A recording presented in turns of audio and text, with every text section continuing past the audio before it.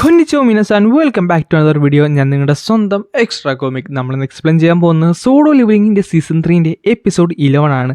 അഥവാ ചാപ്റ്റേഴ്സ് ആയിട്ടുള്ള 139 മുതൽ 141 വരെയാണ്. ഗൈസ്, ഇനി കൂടിപ്പോയ ഒരു 4 വീഡിയോ ഉണ്ട്. അതിനുള്ളിൽ തന്നെ നമ്മൾ സീസൺ 3 കംപ്ലീറ്റ് ചെയ്യുന്നതായിരിക്കും. അത് കഴിയുമ്പോൾ നമ്മൾ സീസൺ 4 സ്റ്റാർട്ട് ചെയ്യുന്നതായിരിക്കും. സീസൺ 4 എന്ന് പറയുന്നത് സോളോ ലിവിങ്ങിൻ്റെ ഫൈനൽ സീസൺ തന്നെയാണ്. എന്തായാലും നിങ്ങളെല്ലാവരും പറഞ്ഞ് ഈ ഇൻട്രോ ഒക്കെ ഭയങ്കര ഷോക്കാണെന്ന്. അതുകൊണ്ട് ഞാൻ എന്തായാലും കൂടുതലൊന്നും പറഞ്ഞ് ബോറടിപ്പിക്കുന്നില്ല. നമുക്ക് നേരെ വീഡിയോയിലേക്ക് കിടക്കാം. അങ്ങനെ ചാപ്റ്റർ തുടങ്ങാൻ നേരത്ത് നമ്മുടെ ക്രിസ് പറയുന്നുണ്ട്, മിസ്സസ് സെല്ലർ, എനിക്ക് താങ്കളോട് തീരാത്ത കടപ്പാടുണ്ട്. പക്ഷേ ഇത് ജോക്കാണെന്നുണ്ടെങ്കിൽ അത് ഞാൻ ഒരിക്കലും പൊറുക്കുന്നതല്ല. നിനക്ക് തോന്നുന്നുണ്ടോ എന്നെ കൊല്ലാൻ സാധിക്കുന്ന ആരെങ്കിലും ഇന്നിവിടെ ഉണ്ടെന്ന്? റീസെൻ്റ്ലി എനിക്ക് നിന്നെപ്പറ്റി ഒരു ഡ്രീം ഉണ്ടായി. ഡ്രീമോ? മിസ്സസ് സെല്ലർ, താങ്കൾ സീരിയസ് ആയിട്ടാണ് ഇതൊക്കെ പറയുന്നത്? ആ ഡ്രീമിൻ്റെ അത് നിന്റെ ചുറ്റിനും കുറച്ചധികം ആൾക്കാരുണ്ടായിരുന്നു. വീണ്ടും തുടങ്ങിയിട്ടുണ്ട്.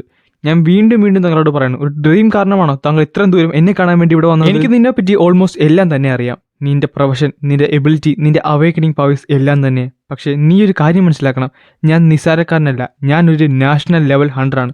അതിനർത്ഥം ആർക്കും എന്നെ കൊല്ലാൻ സാധിക്കത്തില്ലെന്നാണ്. എടാ, അതൊക്കെ എനിക്കറിയാം. പക്ഷേ ഞാൻ കണ്ട സ്വപ്നം. ഓക്കെ നിന്റെ സ്വപ്നം. എങ്കിൽ ഞാൻ ഒരു കാര്യം പറയട്ടെ, ഞാൻ നിന്നെ വിശ്വസിച്ചു. ഞാൻ ഇനി എന്നെ എടുക്കണം? ഞാൻ ആരോടെങ്കിലും പോയി ഹെൽപ്പ് ചോദിക്കണോ? അല്ല, എന്നെ പോലെ ഒരാളെ ഹെൽപ്പ് ചെയ്യാൻ പറ്റിയ ആരെങ്കിലും ഇന്നിവിടെ ഉണ്ട്? സത്യം പറയുവാണെന്നുണ്ടെങ്കിൽ അങ്ങനെ ഒരാളുണ്ട്. സങ് ജിൻവു എന്ന് പറഞ്ഞ ഒരു ഹണ്ടറുണ്ട്. പുള്ളിക്കെന്റെ കാലിബർ വെച്ചുകൊണ്ട് ഉറപ്പായിട്ടും പുള്ളിക്ക് നിനക്ക് ആവശ്യമായ പ്രൊട്ടക്ഷൻ തരാൻ സാധിക്കും. പിന്നെ കാണിക്കുന്നത് നമ്മുടെ ജിൻവുവിനാണ്. പുള്ളിക്കാരുണ്ട് ആ ഗേറ്റിൽ നിന്ന് പുറത്തിറങ്ങിയിട്ടുണ്ട്. എന്തായാലും ഞാൻ ആ കിങ്ങിനെ കൊന്നു. കറക്റ്റ് കാര്യം തന്നെയാണല്ലേ ഞാൻ ചെയ്തത്. അവനെ ചങ്ങലിൽ കിടന്നിട്ട് കൂടി അവൻ്റെ പവേഴ്സ് കാരണം ഞാൻ ശരിക്കും ഞെട്ടിപ്പോയി. അവൻ അത്രത്തോളം പവർഫുൾ ആയിരുന്നു. ഞാൻ എങ്ങനെ അവനെ അയച്ചു വിട്ടിരുന്നെങ്കിൽ അത് എനിക്ക് ഓർക്കാൻ പോലും സാധിക്കുന്നില്ല. എന്തായാലും ഞാൻ ചെയ്ത കാര്യം കൊള്ളാം. പക്ഷേ ഇതിവിടം കൊണ്ടൊന്നും തീരുന്നില്ല. കാര്യം എനിക്ക് ഇനിയും സ്ട്രോങ്ങർ ആവണം. എന്നെക്കാൾ സ്ട്രോങ്ങർ ആയ പലരും ഈ ലോകത്ത് ഇപ്പോഴും ഉണ്ട്. ഈ ഒരു കാര്യം, അതായത് ഈ ജപ്പാനിലെ ഈ ഒരു ന്യൂസിൻ്റെ കാര്യം ലോകം മുഴുവൻ സ്പ്രെഡായി. ന്യൂസിലൻഡ് പോലെയല്ല, ലോകത്തുള്ള എല്ലാവരും സങ് ജിൻവുവിനെ പറ്റി സംസാരിക്കാൻ തുടങ്ങി. സോഷ്യൽ മീഡിയ മുഴുവൻ പ്രതികരിക്കാൻ തുടങ്ങി. അതായത് ഏറ്റവും പുതിയ ഒരു നാഷണൽ ലെവൽ ഹണ്ടറാണ് ഇപ്പോൾ നിലവിലേക്ക് വന്നിട്ടുള്ളത്. അത് മാത്രമല്ല, കടൽ മാർഗം നമ്മുടെ ചൈനയിലേക്ക് പോയ ആ ഒരു ജൈന്റിനെ ലിയു സിംഗാങ് എന്ന് പറയുന്ന ഹണ്ടർ ഡിഫീറ്റ് ചെയ്തു. റീസൺ കറക്റ്റായിട്ട് അറിഞ്ഞില്ലെങ്കിലും മാട്സുമോട്ടോ കീഴടങ്ങി. ഇതേ സമയത്ത് USA, അതായത് ആ മേരിലാൻഡിലോ, അവിടെ ഉണ്ടായിരുന്ന ആ ഒരു എസ്റാങ് ഗേറ്റ് അവർ കംപ്ലീറ്റ്ലി സേഫ് ആയിട്ട് തന്നെ റെയ്ഡ് കംപ്ലീറ്റ് ചെയ്തു. അങ്ങനെ അവിടെ ഒരു സക്സസ്ഫുൾ പാർട്ടി നടക്കുമായിരുന്നു. അങ്ങനെ അവിടേക്ക് നമ്മുടെ തോമസ് വരുന്നുണ്ട്. പുള്ളിക്കാരൻ പറയുന്നുണ്ട്, ഞാൻ നിങ്ങളെ രണ്ടുപേരും നോക്കി നടക്കുമായിരുന്നു. നിനക്ക് ഓർമ്മയില്ലേ നമ്മൾ പറഞ്ഞ ആ ഒരു ബെറ്റിനെ കുറിച്ച്? നീ എനിക്കൊരു വീട് തരാനുണ്ട്, നീ എനിക്കൊരു യാച്ചും തരാനുണ്ട്, പിന്നെ നീ അല്ല, ഞാൻ ബെറ്റൊന്നും വെച്ചിരുന്നില്ല. അങ്ങനെ പറഞ്ഞ പോരാ. നീ എന്തോ ഇല്ല, ഞാൻ ബെറ്റ് വെച്ചില്ല. എനിക്ക് നിന്റെ ടൈ വേണം. എന്ത്? എനിക്ക് നിന്റെ ടൈ വേണമെന്ന്? എങ്ങനെയുണ്ട് ഈ ടൈ? എനിക്ക് ചേരുന്നുണ്ടോ? സാറിൻ്റെ ഈ ഷർട്ടുമായിട്ട് ആ ഒരു ടൈ ഒട്ടും തന്നെ ചേരുന്നില്ല. അത് കണ്ടിട്ട് കുറച്ച് എക്സ്പെൻസീവ് ആയിട്ട് തോന്നുന്നുണ്ടെങ്കിലും വലിയ ചേർച്ചയൊന്നുമില്ല. എനിക്കും അങ്ങനെ തന്നെയാണ് തോന്നിയത്. സാർ, അതൊക്കെ അവിടെ നിൽക്കട്ടെ. നമുക്ക് മറ്റൊരു ലിസ്റ്റ് കിട്ടിയിട്ടുണ്ട്. ലിസ്റ്റോ? എന്തിൻ്റെ ലിസ്റ്റ്? ഇത്തവണത്തെ ഇന്റർനാഷണൽ ഗിൽഡ് കോൺഫറൻസിലെ അതിലേക്ക് ഏതൊക്കെ ഗിൽഡിനെ ഇൻവൈറ്റ് ചെയ്തിട്ടുള്ള ലിസ്റ്റ്. അതിൻ്റെ അകത്ത് സൗത്ത് കൊറിയയിൽ നിന്ന് ഒരു ഗിൽഡുണ്ട്, അഹിജിൻ ഗിൽഡോ? അതാരുടെയാണ്? സങ് ജിൻവുവിൻ്റെ. പുള്ളിക്കാരനാണ് അതിൻ്റെ ക്രിയേറ്റർ. അത് കൊള്ളാം. അതിനർത്ഥം അവനിവിടേക്ക് വരുമെന്നല്ലേ? അതെന്തായാലും ഇൻട്രസ്റ്റിംഗ് ആയിട്ടുണ്ട്. പിന്നെ കാണിക്കുന്നത് ഒരു ഷാഡോനെയാണ്. അവിടെ ആയിട്ട് ജിന്നു പുള്ളിക്കാരൻ്റെ ഏറ്റവും പുതിയ ഷാഡോസ്, അതായത് ആ ജൈൻ ഷാഡോസിനെ എല്ലാവർക്കും കാണിച്ചു കൊടുക്കുന്നുണ്ട്. ഒരാളെ മാത്രം പുള്ളിക്കാരനെ കിട്ടിയില്ല. എല്ലാവരും ഇത് കണ്ട് ഞെട്ടിത്തെറിച്ച് നിൽക്കുവാണ്. അതായത് ഇവർ ആലോചിക്കുന്നുണ്ട്, ഇതാണോ സങ് ജിൻവുവിൻ്റെ എബിലിറ്റി എന്നൊക്കെ. അപ്പോഴാട്ടെ നമ്മുടെ ജിന്നു ഉണ്ടല്ലോ, പുള്ളിക്കാരൻ കുറച്ച് പ്രൗഡായിട്ട് നിൽക്കുവാണ്. കാര്യം ജിന്നുവിൻ്റെ എബിലിറ്റി ഇവൻ ആദ്യമായിട്ടൊന്നുമല്ലല്ലോ കാണുന്നത്. പെട്ടെന്നായിരുന്നു അവനൊരു കോഡ് വരുന്നുണ്ടെന്ന് പറഞ്ഞുകൊണ്ട് അവിടെ ഉണ്ടെന്ന് ഒരു ഹണ്ടർ അവൻ്റെ അടുത്തേക്ക് വരുന്നത്. അത് നമ്മുടെ ജിൻഹുവിൻ്റെ അമ്മയായിരുന്നു. പുള്ളിക്കാരായിട്ട് സംസാരിച്ചപ്പോൾ തന്നെ എന്തോ ഒരു പന്തികേട് അവന് മനസ്സിലായി. അപ്പം തന്നെ ജിന്നുവിനോടൊക്കെ പറയുന്നുണ്ട്, സാർ, ഞാൻ എത്രയും പെട്ടെന്ന് കൊറിയയിലേക്ക് പോകണം, ചെറിയ പ്രശ്നമുണ്ട്, ഒരു ഫാമിലി അർജൻസി വന്നിട്ടുണ്ട്, അത് ഞാൻ എത്രയും പെട്ടെന്ന് പോകുവാണെന്ന്. സങ് ജിൻവുട്ടെ ഇത് ശ്രദ്ധിക്കുന്നുണ്ടായിരുന്നു. ഞാൻ ആദ്യമായിട്ടാണ് അമ്മയുടെ ശബ്ദം ഇത്ര ഷേക്കായി കേൾക്കുന്നത്. എന്തെങ്കിലും പ്രശ്നം കാണുമോ? വലിയ സീരിയസ് ആയിട്ടൊന്നും കാണത്തില്ല. അങ്ങനെ നമ്മുടെ ജിൻഹു അവിടുത്തെ എയർപോർട്ടിൽ വന്നിറങ്ങിയിട്ടുണ്ടായിരുന്നു. അവനെ പിക്ക് ചെയ്യാനായിട്ട് അവിടെ ആളുണ്ടായിരുന്നു. സാർ, ഞാൻ പറയാൻ പോകുന്നത് വളരെ സ്ട്രോങ് ആയിട്ട് തന്നെ താങ്കൾ കേൾക്കണം. ഞാൻ എന്തായാലും പോകുന്ന വഴി ഡീറ്റെയിൽ ആയിട്ട് സാറിനോട് എല്ലാ കാര്യങ്ങളും പറയാം. പിന്നെ കാണിക്കുന്നത് ഒരു ഹോസ്പിറ്റലിനകത്ത് നമ്മുടെ ചെയർമാൻ കിടക്കുന്നതാണ്. പുള്ളിക്കാരനായിട്ട് ഏറ്റവും സ്ലംബറിലേക്ക് ചെന്നിട്ടുണ്ട്. ജിനുവായിട്ട് അവിടെ കിടന്ന് കാർന്നുണ്ട് അച്ഛന്ന് പറഞ്ഞുകൊണ്ട്. പക്ഷേ ജിനുവിനെ അവൻ്റെ അടുത്തേക്ക് വിടുന്നില്ല. കാര്യം ഒരു ഹണ്ടർ, അതായത് അവരുടെ മാനെ പ്രോപ്പറായിട്ട് കൺട്രോൾ ചെയ്യാൻ അറിയാത്ത ഒരു ഹണ്ടർ അവിടേക്ക് പോയാൽ ആ ഒരു കണ്ടീഷൻ, അതായത് ചെയർമാൻ്റെ കണ്ടീഷൻ വീണ്ടും വേഴ്സായി മാറും. സോ ഞാൻ ഇവിടെ ഒരു തോൽവിയാണല്ലോ എന്ന് പറഞ്ഞുകൊണ്ട് ജിൻഹോ ഒന്നും വേണ്ടാതെ അവിടെ നിൽപ്പുണ്ട്. പെട്ടെന്ന് അവൻ്റെ കൂടെ ഉണ്ടായിരുന്നാൽ ഒരു ഡയറി എടുത്ത് അവനെ നീട്ടുന്നുണ്ട്. ഇത് ചെയർമാൻ്റെ ബോധം പോകുന്നതിന് മുമ്പ് പുള്ളിക്കാരൻ വർക്ക് ചെയ്തിട്ടുണ്ടെന്ന ഒരു ഫയലാണ്. പുള്ളിക്ക് എങ്ങനെ ഇനി ബോധം വന്നു കഴിഞ്ഞാൽ കൊടുക്കാൻ വേണ്ടിയാണ് ഇത് ഞാൻ എൻ്റെ കയ്യിൽ വെച്ചുകൊണ്ടിരിക്കുന്നത്. പക്ഷേ എനിക്ക് തോന്നുന്നു ഇത് നിനക്കാണ് കൂടുതൽ ആവശ്യമെന്ന്. അത് തുറന്ന് നോക്കാൻ നേരത്ത് തന്നെ അവൻ്റെ കണ്ണുകൾ പതുക്കെ നിറയുന്നുണ്ട്. സോ അച്ഛന് ഇങ്ങനത്തെ ചെറിയ പരിപാടിയൊക്കെ ഉണ്ടല്ലേ? അതെ, പുള്ളിക്കാരൻ നിന്റെ ചേട്ടൻ്റെ, ചേച്ചിയുടെ ടൂർണമെൻറ്റ്, എക്സിബിഷൻ്റെ, കോമ്പറ്റീഷൻ്റെ എല്ലാ കാര്യങ്ങളും പുള്ളിക്കാരൻ സൂക്ഷിച്ചു വെക്കാറുണ്ടായിരുന്നു. ഇൻഫാക്ട് നിന്റെ റീസെന്റ് ആയിട്ടുള്ള എല്ലാ അച്ചീവ്മെന്റ്സും പുള്ളിക്കാരനെ സൂക്ഷിച്ചു വെച്ചിട്ടുണ്ട്. ചെയർമാന് നിന്നെ ഇഷ്ടമല്ലാഞ്ഞിട്ടല്ല ജിൻഹോ, പുള്ളിക്കാരന് നിന്നെ കുറച്ചുകൂടെ ഇഷ്ടമായിരുന്നു. അതുകൊണ്ട് തന്നെ കുറച്ചധികം എക്സ്പെക്ടേഷനും നിന്നിൽ വെച്ചിരുന്നു, അത്രമാത്രം. എന്തായാലും ബാ, നമുക്കിപ്പോൾ വീട്ടിൽ പോകാമെന്ന് പറഞ്ഞുകൊണ്ട് അവർ രണ്ടുപേരും അവിടുന്ന് പതുക്കെ ഇറങ്ങുന്നുണ്ട്. പെട്ടെന്ന് ജിൻഹോ എന്തോന്ന് ശ്രദ്ധിച്ച് തിരിഞ്ഞു നോക്കുന്നുണ്ടെങ്കിലും അവിടെ ആരും തന്നെ ഇല്ലായിരുന്നു. അങ്ങനെ പതുക്കെ അവർ നടന്ന് ദൂരത്തേക്ക് മായം നടന്നാണ് പെട്ടെന്ന് അവിടെ ഒരു സംഭവം പ്രത്യക്ഷപ്പെടുന്നത്. അത് മറ്റാരുമില്ല, നമ്മുടെ ജിൻഹോ ആയിരുന്നു. ജിൻഹോ, നീ എന്താടാ കരയുവാണോ? നിനക്കറിഞ്ഞൂടെ, നീ കരഞ്ഞു കഴിഞ്ഞാൽ അതും എന്നെ സങ്കടത്തിലാക്കുമെന്ന്. എന്നിട്ട് പുള്ളിക്കാരൻ്റെ കയ്യിലുണ്ടായിരുന്ന ആ എലിക്സർ ഓഫ് ലൈഫ് പുള്ളി പൊട്ടിക്കുന്നുണ്ട്. ഇതേ സമയത്ത് നമ്മുടെ ജിൻഹുവിൻ്റെ ചേച്ചി അവിടേക്ക് വരുന്നുണ്ടായിരുന്നു. പുള്ളിക്കാരി നടക്കുന്ന വഴിയിൽ നമ്മുടെ ജിൻഹുവിനെ ക്രോസ് ചെയ്യുന്നുണ്ട്. അത് അവൾ ശ്രദ്ധിക്കുന്നുണ്ട്, പക്ഷേ അവൾക്ക് ആരാണെന്നൊന്നും കിട്ടിയില്ലായിരുന്നു. അങ്ങനെ അവൾ അകത്തേക്ക് കയറി ചെന്നപ്പോഴാണ് അവിടെ നമ്മുടെ ചെയർമാൻ എഴുന്നേറ്റിരിക്കുന്നത് കാണുന്നത്. ഇത് കാണുന്നിടത്ത് തന്നെ അവൾ കരയാൻ തുടങ്ങും. അങ്ങനെ നമ്മുടെ ചെയർമാൻ, അതായത് ജിൻഹുവിൻ്റെ അച്ഛൻ എറ്റേണൽ സ്ലംബറിൽ നിന്ന് എഴുന്നേറ്റിട്ടുണ്ട്. ബാക്കിയുള്ള ഡോക്ടേഴ്സ് എല്ലാവരും പുള്ളിക്കാരനെ ചുറ്റിനും കൂടി നിൽക്കുകയാണ്. കാര്യം അവർക്ക് മനസ്സിലാവുന്നില്ല ഇവിടെ എന്താണ് ഈ സംഭവിച്ചതെന്ന്. ഇതേ സമയത്ത് നമ്മുടെ ജിൻഹു ആ ഒരു ഹോസ്പിറ്റലിൽ പുറത്തുണ്ടായിരുന്നു.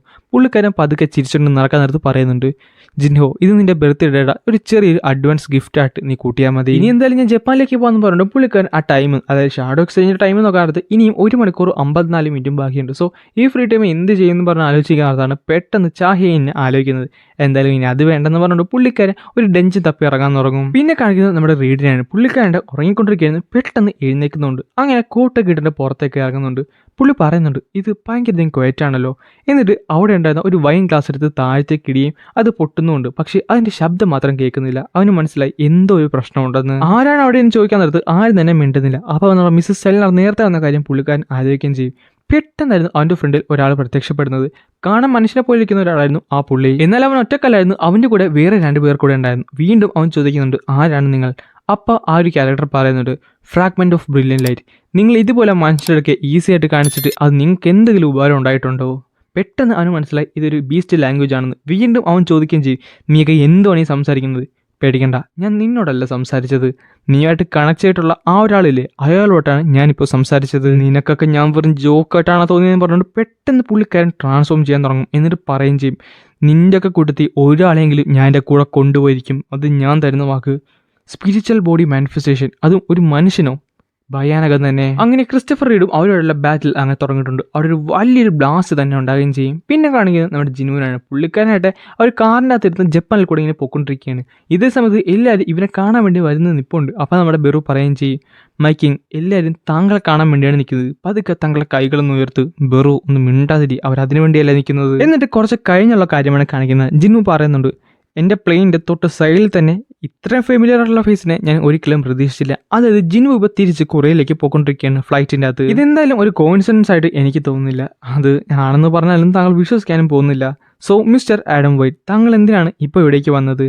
എന്തായാലും താങ്കൾക്ക് എൻ്റെ പേര് ഓർമ്മയുണ്ടല്ലോ, അതെനിക്കൊട്ടും വിശ്വസിക്കാൻ സാധിക്കുന്നില്ല. ഭാഗ്യം ബെറു എൻ്റെ കൂടെ ഉള്ളത്. മൈക്കിങ്, അവൻ്റെ പേര് ആഡം വൈറ്റ് എന്നാണ്. എന്തായാലും അവൻ്റെ പേര് ഇത്തവണ കറക്റ്റായിട്ട് തന്നെ പറയണം. എന്നിട്ട് ഒരു രാജാവിൻ്റെ ഡിഗ്നിറ്റി എന്താണ് താങ്കൾ തെളിയിക്കണം. നേരത്തെ എന്തായാലും നെഗോഷിയേഷൻസ് ഒക്കെ ഫെയിൽ ആയില്ലേ, പിന്നെന്താണ് ഇപ്പം? അതൊന്നുമല്ല, എന്നോട് ക്ഷമിക്കുക, ആ കാര്യത്തിനല്ല ഞാനിപ്പോൾ ഇവിടേക്ക് വന്നത്. പക്ഷേ ഇവിടെ വന്നിരിക്കുന്നത് മറ്റൊരു അർജൻറ്റ് കാര്യം പറയാനായിട്ടാണ്. എന്തുപറ്റി? USA എസ്ട്രാങ്കേറ്റ് പ്രശ്നമായോ? അതുമല്ല, അതൊക്കെ റെഡിയാക്കി. പക്ഷേ താങ്കൾ എന്തായാലും ഇതൊന്ന് കണ്ടു നോക്ക്. ആ ഒരു വീഡിയോ എടുത്ത് ഒരു വലിയൊരു തീയാണ് കാണിക്കുന്നത്. അത് അണക്കാനായിട്ട് കുറേ പേര് ശ്രമിക്കുന്നുണ്ട്. സംഭവം എന്താണെന്ന് നമ്മൾ ജിന്നു ചോദിക്കുന്നിടത്ത് അവൻ പറയുന്നുണ്ട്, ഈ തീ സ്റ്റാർട്ട് ചെയ്ത് ക്രിസ്റ്റഫർ റീഡ് എന്ന് പറഞ്ഞ ഒരു ഹണ്ടറാണ്. പുള്ളിക്കാരനായിട്ട് ഒരു നാഷണൽ ലെവൽ ഹണ്ടറാണ്. ഏകദേശം 1800 ഫയർ ഫൈറ്റേഴ്സും 14 ഞങ്ങളുടെ ഏറ്റവും ഹയസ്റ്റ് റാങ്കിങ്ങുള്ള മേജ് ടൈപ്പ് ഹണ്ടേഴ്സും കൂടി യൂസ് ചെയ്തിട്ടാണ് ആ ഒരു തീ അവർ അണച്ചത് തന്നെ. ഇത് കണ്ടിട്ട് അത്ര നിസ്സാരമായൊരു തീയെന്ന് തോന്നുന്നില്ല. എന്തൊരു വഴക്ക് തന്നെ അവിടെ സംഭവിച്ചിട്ടുണ്ട്. ക്രിസ്റ്റഫർ അവൻ എന്ത് ചെയ്യുന്നു? സംഭവം പറഞ്ഞാൽ എല്ലാവർക്കും ഇത് വിശ്വസിക്കാൻ പാടിക്കും. പക്ഷേ ഞങ്ങളവിടെ ചെന്നപ്പോൾ തന്നെ അവൻ മരിച്ചിരുന്നു. എന്നിട്ട് പുള്ളിക്കാരൻ തന്റെ പോക്കറ്റിൽ നിന്ന് ഒരു ഫോട്ടോ എടുത്തിട്ട് പറയുന്നുണ്ട്, അതുമല്ല ഞങ്ങളുടെ പ്രൈം സസ്പെക്ട് എന്ന് പറയുന്നത് ഈ ഒരാളാണ്. എന്നിട്ട് ഒരു ഫോട്ടോ കാണിക്കുന്നുണ്ട്. അടുത്ത സെക്കൻഡിൽ തന്നെ നമ്മുടെ ആഡം പതുക്കെ മുകളിലേക്ക് ഉയരാൻ തുടങ്ങും. എന്നിട്ട് ജിന്നു അവനെ ഞെരിക്കാൻ തുടങ്ങും. ആ ഞെരിക്കുന്ന കൂട്ടത്തിൽ തന്നെ അവിടെ ഉണ്ടാകുന്ന ലാപ്ടോപ്പ് ഞെങ്ങി പൊട്ടിപ്പോകുന്നുണ്ട്. നീ ഇതുപോലെ തമാശക്ക് കാണിക്കുവാണെന്നുണ്ടെങ്കിൽ നിനക്ക് ഇവിടുന്ന് പുറത്ത് ജീവനോടെ കടക്കാൻ സാധിക്കത്തില്ല. പെട്ടെന്ന് തന്നെ അവിടെ നിന്ന് ബാക്കിയുള്ളവർ എഴുന്നേക്കുന്നുണ്ടെങ്കിൽ നമ്മുടെ ആഡം പറയുന്നുണ്ട്, വേണ്ട അവിടെ തന്നെ ഇരിക്കാൻ. എന്നിട്ട് പറയും ഈ മനുഷ്യൻ ഇവൻ കുറച്ച് നാൾക്ക് മുമ്പ് ഒരു ഡഞ്ചൻ്റെ അതിന് പുറത്തേക്ക് വന്ന ഒരാളാണ്. അവനാണ് ഞങ്ങളുടെ ഇപ്പോൾ പ്രൈം സസ്പെക്ട്. ഡഞ്ചനോ? അതെ, അവൻ പുറത്തു വിട്ട ആ ഒരു മാൻ എന്ന് പറയുന്ന ഒരു മാജിക് ബീസ്റ്റിനെ പോലെ തന്നെയായിരുന്നു. അത് മാത്രമല്ല ഞങ്ങളുടെ ഒരു എസ്ട്രാങ് ഹണ്ടറിനെ അവൻ ഇടിച്ച് നശിപ്പിച്ചിരുന്നു. അവൻ ഒരു മാജിക്കൽ ബീസ്റ്റ് എന്ന രീതിയിലാണ് എല്ലാവരും കണക്കാക്കുന്നത്. താങ്കൾക്ക് ഓർമ്മയില്ലേ, ഒരു 2-3 മാസത്തിന് മുമ്പ് ലോകത്ത് മുഴുവൻ ഒരു ന്യൂസ് വന്നത്, അതായത് ഹെഡ് ക്വാർട്ടേഴ്സ് പൊട്ടിത്തെറിച്ചെന്ന്? അത് ഇവൻ കാരണമാണ്. നീ പറയുന്നത് ഇതെല്ലാം എൻ്റെ അച്ഛനാണ് ചെയ്തതെന്നാണോ? എന്നിട്ട് പുള്ളിക്കാരൻ അവനെ താഴ്ത്തി ഇറക്കുന്നുണ്ട്. അവ പറയുകയും ചെയ്യും, സത്യം പറഞ്ഞാൽ എന്താണെന്ന് പറയാൻ പറ്റത്തില്ല. ഇപ്പം അന്നത്തെ ഒരു ഇൻസിഡൻറ്റ് കഴിഞ്ഞ് അവനവിടെ നിന്ന് രക്ഷപ്പെട്ടതാണ്, അല്ല അവനവിടെ നിന്ന് പോയതാണ്. പിന്നെ ഞങ്ങൾ ആരും അവനെ കണ്ടിട്ടില്ല. എനിക്കറിയാം താങ്കൾ എങ്ങനെയാണ് ഫീൽ ചെയ്യുന്നത്, പക്ഷേ ഇതാണ് ഇപ്പോഴത്തെ പ്രൈം സസ്പെക്റ്റ്. എങ്കിൽ പറ, നീ എന്തിനാണ് ഇപ്പോൾ ഈ ഫോട്ടോ എന്നെ കാണിച്ചത്? അത് ഈ വരാൻ പോകുന്ന ഇൻ്റർനാഷണൽ ഗിൽഡ് കോൺഫറൻസ് ഉണ്ടല്ലോ, അവിടെ വെച്ച് എല്ലാ ഗിൽസും, മേജറായിട്ടുള്ള ഈ ലോകത്തുള്ള എല്ലാ ഗിൽസും ഗ്യാദർ ചെയ്യുന്നുണ്ട്. അവിടെ വെച്ച് ഈ ഒരു മനുഷ്യൻ്റെ മേത്ത് അവർ റെഡ് നോട്ടീസ് അയക്കാൻ പോകുവാണ്. ചുരുക്കം പറഞ്ഞാൽ ഇനി ഇവനെ തപ്പാൻ പോകുന്നത് ഞങ്ങൾ മാത്രമല്ല, ഈ ലോകം തന്നെയായിരിക്കും. അത് താങ്കളെ അറിയിക്കാൻ വേണ്ടിയാണ്. റീസെൻ്റ് ആയിട്ട് നടന്ന ഈ ഒരു ഇൻസിഡൻറ്റ് ഒരു നാഷണൽ ലെവൽ ഹണ്ടറാണ് കൊല്ലപ്പെട്ടിട്ടുള്ളത്. അതുകൊണ്ട് ഇവനാണ് എല്ലാവരും പ്രൈം സസ്പെക്റ്റ് ആയിട്ട് കണക്കാക്കുന്നത്. അതുകൊണ്ട് എങ്ങനെയെങ്കിലും ഇവനെ പിടിക്കാനാണ് എല്ലാവരും പ്ലാൻ ചെയ്യുന്നത്. ഇതൊന്നും അതായത് താങ്കൾ ആ കോൺഫറൻസിലേക്ക് വന്നിട്ടുണ്ടെങ്കിൽ പെട്ടെന്ന് ഈ ഒരു ഫോട്ടോ വരാൻ നേരത്ത് താങ്കളുടെ റിയാക്ഷൻ എനിക്ക് ഊഹിക്കാവുന്നേ ഉള്ളൂ. അതുകൊണ്ടാണ് ഞാനിപ്പോൾ താങ്കളോട് ഇത് വന്ന് നേരിട്ട് പറയാൻ തീരുമാനിച്ചത്. 10 വർഷത്തിന് മുമ്പാണ് എൻ്റെ അച്ഛനെ കാണാതാവുന്നത്. ഇപ്പോൾ പറയുന്നത് തിരിച്ച് ഒരു മാജിക് ബീസ്റ്റായിട്ട് പുള്ളി വന്നതാണോ? സാറിന് എന്തെങ്കിലും കുഴപ്പമുണ്ട്? എനിക്ക് കുഴപ്പമൊന്നുമില്ല. അവനിപ്പോൾ ടെലികൈനസിസ് അല്ലേ യൂസ് ചെയ്തത്. എനിക്കറിയാം, ഒരു ഹയർ റാങ്കിങ് മേജിന് ചെറിയ ചെറിയ ഒബ്ജക്ട്സ് മാത്രമേ അനക്കാൻ സാധിക്കത്തുള്ളൂ. ഇവൻ അങ്ങനെയല്ല. ഇതിനർത്ഥം ഇവനൊരു നാഷണൽ ലെവൽ ഹണ്ടറിൻ്റെ അത്രയോ ആയിട്ടുണ്ടെന്നാണ്. പിന്നെ കാണിക്കുന്നത് ഈ ഇൻ്റർനാഷണൽ ഗിൽഡ് കോൺഫറൻസ് എന്താണെന്ന് പറഞ്ഞു തരുന്നതാണ്. സംഭവം വേറൊന്നുമില്ല, ഇതൊരു ഇമ്പോർട്ടൻ്റ് ആയുള്ള ഇവൻ്റാണ്. അതായത് ലോകത്തുള്ള പല കൺട്രീസിൽ നിന്നുള്ള പല മേജറുള്ള ഗിൽഡ്സ് എല്ലാവരും കൂടെ ഒത്തുകൂടി അവരെല്ലാവരും കൂടെ പല കാര്യങ്ങൾ സംസാരിക്കും. അതായത് ഭാവിയിൽ നടക്കാനിരിക്കുന്ന ഹണ്ടറിൻ്റെ ഇൻഡസ്ട്രിനെ പറ്റി, ഫ്യൂച്ചറിൽ നടക്കാനുള്ള പല പോസിബിലിറ്റീസിനെ പറ്റി, കറണ്ട് ട്രെൻഡ്സിനെ പറ്റി, അതായത് ഡേഞ്ചറസ് ആയിട്ടുള്ള പല കാര്യങ്ങളെ പറ്റി എല്ലാം തന്നെ അവർ ഡിസ്കസ് ചെയ്യും. അങ്ങനെ കുറച്ച് ദിവസങ്ങൾക്ക് ശേഷം ആ ഒരു ലിസ്റ്റും പുറത്തു വിട്ടു. അതിനകത്ത് സൗത്ത് കൊറിയയുടെ റെപ്രസെൻറ്റ് ചെയ്യുന്നത് മറ്റാരും നമ്മുടെ അഹിജിൻ ഗിൽഡാണ്. അഹിജിൻ ഗിൽഡ് എന്ന് പറഞ്ഞാൽ ഒരു വർഷം പോലും ആയിട്ടില്ല ക്രിയേറ്റ് ചെയ്തിട്ട്, എന്നിട്ട് ഇത്രയും വലിയൊരു സംഭവമാണ് പുള്ളിക്കാരൻ നേടിയെടുത്തത്. പിന്നെ ഒരു പുള്ളിനെ കാണുന്നത് പുള്ളിക്കാരൻ ഇങ്ങനെ ചോദിക്കുന്നുണ്ട്, എല്ലാവരും ഇപ്പോൾ സംസാരിച്ച് വരുന്നത് അഹിജിൻ ഗിൽഡിനെ പറ്റിയാണ്. ഇന്റർനാഷണൽ ഗിൽഡ് കോൺഫറൻസിലേക്കാണ് അഹിജിൻ ഗിൽഡിനെ ഇൻവൈറ്റ് ചെയ്തിട്ടുള്ളത്. അത് മാത്രമല്ല, ഒരു ഗിൽഡ് മാസ്റ്റർ എന്ന നിലയ്ക്ക്, ഈ കൊറിയയിലെ തന്നെ one of the best guild എന്ന നിലയ്ക്ക് മിസ്റ്റർ ചോയ്, താങ്കൾക്ക് എന്താണ് ഇതിനെപ്പറ്റി സംസാരിക്കാനുള്ളത്? അതിനെപ്പറ്റി കൂടുതൽ എന്ത് സംസാരിക്കാനാണ്? അവർ ചെയ്തത് ഒരു ഒബ്വിയസ് ആയിട്ടുള്ള ചോയ്സ് അല്ലേ? ഒബ്വിയസ് ആയിട്ടുള്ള ചോയ്സോ? അതെന്തുകൊണ്ടാണ് താങ്കൾ അങ്ങനെ പറഞ്ഞത്? നീ ഒന്ന് ആലോചിക്കുക, അത് ജിൻവുവിൻ്റെ ഗിൽഡാണ്. അല്ല, അതൊരാൾ മാത്രമേ ഉള്ളല്ലോ. അതല്ലേ പറഞ്ഞത്, സങ് ജിൻവു എന്ന് പറയുന്ന ഒരാൾ മാത്രമേ ഉള്ളൂ. പക്ഷേ അവൻ ഒരാളായിട്ട് കണക്കാക്കാൻ സാധിക്കുമോ? ഇനി നിങ്ങളെല്ലാവരും പറയുന്ന പോലെ ഒരു ഗിൽഡിനെ അതിൻ്റെ അകത്തുള്ള ആൾക്കാരെ വെച്ചാണ് നിങ്ങൾ കണക്കാക്കുന്നുണ്ടെങ്കിൽ, എങ്കിലും സങ് ജിൻവു തന്നെയല്ലേ ഏറ്റവും നല്ല കാൻഡിഡേറ്റ്. പുള്ളിക്കാരൻ്റെ ഗിൽഡിൽ എത്രയധികം മെമ്പേഴ്സ് ഉണ്ടെന്ന് അറിയാവോ? പുള്ളിയുടെ മെമ്പേഴ്സ്, അതുമല്ല അവരുടെ കേപ്പബിലിറ്റി നമ്മളെല്ലാവരും തന്നെ കണ്ടതല്ലേ. നമ്മൾ ഉദ്ദേശിക്കുന്നതിലും അപ്പുറം തന്നെയാണ് അവരുടെ കേപ്പബിലിറ്റി. അത് ജിജുസിലിൻ്റെ ബാക്കിയുള്ള എല്ലാ എൽസിലും നമ്മൾ കണ്ടതാണ്. അതിനർത്ഥം ഈ ഒരു സ്ഥലത്തേക്ക് പോകാൻ അവൻ തന്നെയാണ് ഏറ്റവും ബെസ്റ്റ് ആയിട്ടുള്ള ചോയ്സ്. വേറൊരു പുള്ളി ചോദിക്കുന്നുണ്ട്, അല്ല ഇത്ര നാൾ ഹണ്ടേഴ്സ് ഗിൽഡല്ലേ അവിടേക്ക് പോയിക്കൊണ്ടിരുന്നത്, അപ്പം താങ്കൾക്ക് സത്യം പറഞ്ഞാൽ എനിക്ക് കുറച്ച് ഡിസപ്പോയിൻമെൻ്റ് ഉണ്ട്. കാര്യം ഞാൻ റീസെൻ്റ്ലി എൻ്റെ പാസ്പോർട്ടൊക്കെ പുതുക്കിയിരുന്നു. പക്ഷേ ഡിസപ്പോയിൻമെൻറ്റിനെക്കാട്ടും കൂടുതൽ എനിക്ക് പ്രൗഡ് മാത്രമേ ഉള്ളൂ. കാര്യം നമ്മുടെ രാജ്യത്ത് നിന്ന് ഒരു ഹണ്ടറിന് ഇത്ര വലിയൊരു കേപ്പബിലിറ്റി ഉണ്ടെന്ന് അറിയുന്നത് തന്നെ ഒരു വലിയ കാര്യം തന്നെയല്ലേ. എന്നിട്ട് ഞാനും എൻ്റെ ഗിൽഡിലെ പല ആൾക്കാരും ഇന്ന് ജീവനോടെ ഇരിക്കാൻ തന്നെ കാരണം ജിൻവുവാണ്. അതുകൊണ്ട് എനിക്ക് അതിൽ ഒരു വിഷമവും ഇല്ല. ജിൻവു തന്നെയാണ് ഏറ്റവും നല്ല റെപ്രസെൻറ്റേറ്റീവ്. എന്നിട്ട് മിസ്റ്റർ ചോയ് പുറത്തേക്ക് വരുന്നുണ്ട്. അപ്പം തന്നെ അവൻ്റെ ഗിൽഡിലുണ്ടായിരുന്ന ഒരാൾ വന്ന് പറയുന്നുണ്ട്, സാർ റീസെൻ്റ് ആയിട്ട് വന്ന ഒരു എയർ റാങ്ക് കിട്ടിയിട്ടുണ്ട്. അതിൻ്റെ ലെവൽ അത്ര ഹൈ ഒന്നുമില്ല, നമുക്കതിൻ്റെ പെർമിറ്റ് കിട്ടിയിട്ടുണ്ട്. ഓ, അതെന്തായാലും കൊള്ളാം. അല്ല അഹിജിൻ ഗിൽഡ് അതിനുമെല്ലാം അപ്ലൈ ചെയ്തിട്ടുണ്ടോ? ഇല്ല സാർ, അവരിതുവരെ അപ്ലൈ ഒന്നും ചെയ്തിട്ടില്ല. എന്താണ് സംഭവം എന്ന് അറിഞ്ഞൂടാ. അവൻ എന്തായാലും റീസെൻ്റ് ആയിട്ട് അടുത്തുള്ള ഗേറ്റ്സിലൊന്നും കാണുന്നില്ല. അതിനർത്ഥം ബാക്കിയുള്ള എല്ലാവരും പ്രോഫിറ്റിന് വേണ്ടി കിടന്ന് ചാടിക്കൊണ്ടിരിക്കുകയാണ്. അപ്പോൾ ഇവൻ്റെ കൂടെ ഉണ്ടായിരുന്ന അവൻ കിടന്ന് കാറുന്നുണ്ട്, സാർ ഇപ്പോൾ പോയി കഴിഞ്ഞാൽ അഹിജിൻ ഗിൽഡ് ഇല്ലാത്തതുകൊണ്ട് തന്നെ നമുക്ക് 40% കൂടുതൽ പ്രോഫിറ്റ് കിട്ടുന്നതായിരിക്കും. ഓ, പറഞ്ഞ് നാക്കെടുത്തില്ല. അതിനു മുമ്പ് ഞാൻ പറയുന്നു നോക്കി. എന്നിട്ട് പുള്ളിക്കാരൻ മനസ്സിൽ പറയുന്നുണ്ട്, ഈ റിവാലുവേഷന് മുമ്പ് ജിന്നു ഏകദേശം 4 ലോവൽ റാങ്കിങ് ഗേറ്റ്സ് വരെ ക്ലിയർ ചെയ്യുമായിരുന്നു. അത് കഴിഞ്ഞപ്പോൾ പുള്ളിക്കാരൻ ഒറ്റയ്ക്ക് റീസെൻ്റ്ലി ജപ്പാനിൽ പോയി ഒരു എസ് റാങ്ക് ഗേറ്റും ക്ലിയർ ചെയ്തു. പക്ഷേ എന്നിട്ട് പുള്ളിക്കാരൻ എന്താണ് ഇപ്പോൾ അനങ്ങാൻ നിൽക്കുന്നത്? പിന്നെ കാണിക്കുന്നത് നമ്മുടെ ചെയർമാനാണ്. ചെയർമാനടുത്തേക്ക് ഒരാൾ വന്ന് പറയുന്നുണ്ട്, സാർ ജിന്നുവിനെ പറ്റി ഒരു പേഴ്സണൽ ഇൻഫർമേഷൻ ചോദിച്ച് ചൈനയിൽ നിന്ന് ഒരു സംഭവം വന്നിട്ടുണ്ട്. എന്ത്, ചൈനയിൽ നിന്നോ? അതെ, അവർക്ക് ആവശ്യം വലിയ ഡീറ്റെയിൽസ് ഒന്നുമല്ല, പക്ഷേ പബ്ലിക് ഡോക്യുമെൻറ്റ്സ് ഒക്കെയാണ്. അതായത് റീസെൻ്റ് ആയിട്ട് നടന്ന ജിന്നുവിൻ്റെ റൈഡ്സ്, റെക്കോർഡ്സ്, ന്യൂസ് അങ്ങനെയൊക്കെ. അല്ല, ചൈനയിലുള്ളവരെന്താണ് ഇതൊക്കെ ചോദിക്കുന്നത്? സാർ ചൈനയിലെ ഗവൺമെൻറ് അല്ല ജിനുവിനെ പറ്റി തിരക്കിയിട്ടുള്ളത്. പിന്നെ ആരാണ്? സാർ 7 സ്റ്റാർ ഹണ്ടറുള്ള ലീവ് സിംഗാങ് ആണ് ജിനുവിനെ പറ്റി തിരക്കിയിട്ടുള്ളത്. എന്ത്, ഈ ചൈന എന്ന് പറയുന്നത് ബാക്കിയുള്ളവരെ പോലെയല്ല, അവർക്ക് അവരുടേതായ ഒരു റാങ്കിങ് സിസ്റ്റം ഉണ്ട്. അത് 5 സ്റ്റാറുള്ള ഹണ്ടേഴ്സാണ് അവരുടെ ഏറ്റവും ടോപ്പ് ലെവൽ ഹണ്ടേഴ്സ്. പക്ഷേ ഈ ലീവ് സിംഗാങ് എന്ന് പറയുന്ന ഹണ്ടറിന് 7 സ്റ്റാർ ഉണ്ട്. പുള്ളിക്കാരൻ ചുരുക്കം പറഞ്ഞാൽ ഒരു നാഷണൽ ലെവൽ ഹണ്ടറാണ്. അവനെന്തിന്? സാർ കറക്റ്റ് കാര്യങ്ങളൊന്നും പറഞ്ഞിട്ടുണ്ടോ, പക്ഷേ ആ ഒരു ജൈനിനെ, അതായത് പുറത്തേക്ക് പോയ ജൈനിനെ അവനാണ് ഡിഫീറ്റ് ചെയ്തത്. എനിക്ക് തോന്നുന്നു ബാക്കിയുള്ള ജൈൻസിനെ ജിൻവു ഡിഫീറ്റ് ചെയ്തില്ലേ, അത് കണ്ടിട്ട് ഇൻട്രസ്റ്റ് ആയി കാണും. ഓ, അത് കൊള്ളാം. സ്ട്രോങ് ആയിട്ടുള്ളവരെ റെക്കഗ്നൈസ് ചെയ്ത് തുടങ്ങി. എന്തായാലും അത് ഡിനൈ ചെയ്തേക്ക്. അല്ലെങ്കിൽ വേണ്ട, നീ സർഫസ് ലെവലിലുള്ള ഇൻഫർമേഷൻ മാത്രം നീ അവന് കൊടുത്തേക്ക്. പിന്നെ കാണിക്കുന്നത് നമ്മുടെ തോമസിനാണ്. അവിടേക്ക് പെട്ടെന്ന് ഒരാൾ കയറി വരുന്നുണ്ട്. സാർ ഞാൻ തിരക്കിയിരുന്നു. പിന്നെ അല്ലാതെ നീ ഇങ്ങോട്ട് വാ, എനിക്ക് കുറച്ച് ഇമ്പോർട്ടൻ്റ് ഉള്ള കാര്യം നിന്നോട് പറയാനുണ്ട്. ഞാൻ വളച്ചിട്ടല്ലാതെ നിന്നോടൊരു കാര്യം പറയാം. എന്തൊക്കെ പ്രശ്നം ഉണ്ടെങ്കിലും നീ ജിനുവായിട്ട് കോർക്കാൻ നിൽക്കല്ലേ. മിസ്റ്റർ ഹ്വാങ്, എനിക്കറിയാം നിന്റെ ബ്രദറും അവനുമായിട്ട് ചെറിയ ഇഷ്യൂസൊക്കെ ഉണ്ടെന്ന്.